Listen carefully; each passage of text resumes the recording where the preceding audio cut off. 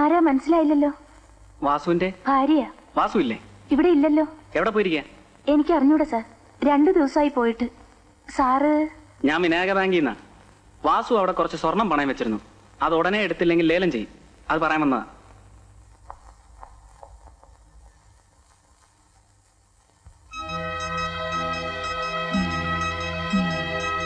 ഞാനത് കൊണ്ടുപോവുകയാണ്.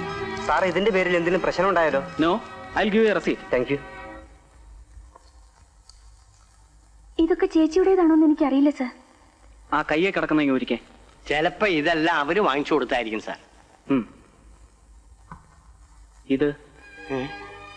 ഇത് ചേച്ചിയുടേതാണല്ലോ. അതെ, അന്ന് ഞാൻ 2 വള വാങ്ങിച്ചു. ഒന്ന് ഇവൾക്കും ഒന്ന് ഓമനയ്ക്കും. സാറിന് ഇതെല്ലാം ഇവിടെ നിന്ന് കിട്ടി. പറയാം, ഞാൻ വരട്ടെ.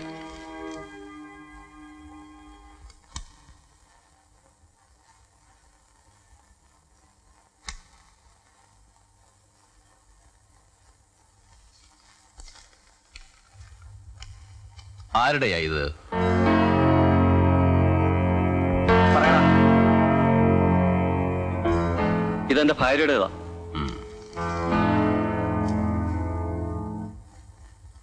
ഇതോ?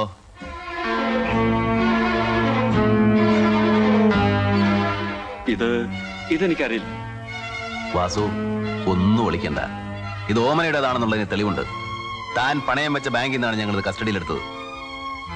ഈ ഒരു തെളിവ് മാത്രം മതി കോടതിക്ക് താനാണ് ഓമനെ കൊന്നെന്ന് ബോധ്യപ്പെടാൻ. ഞാനല്ല. സത്യം പറ, അന്ന് എന്താ സംഭവിച്ചത്? പറയാൻ അതൊരു മാർഗവും ഇല്ല. പറ വാസു. പറയാം സാർ.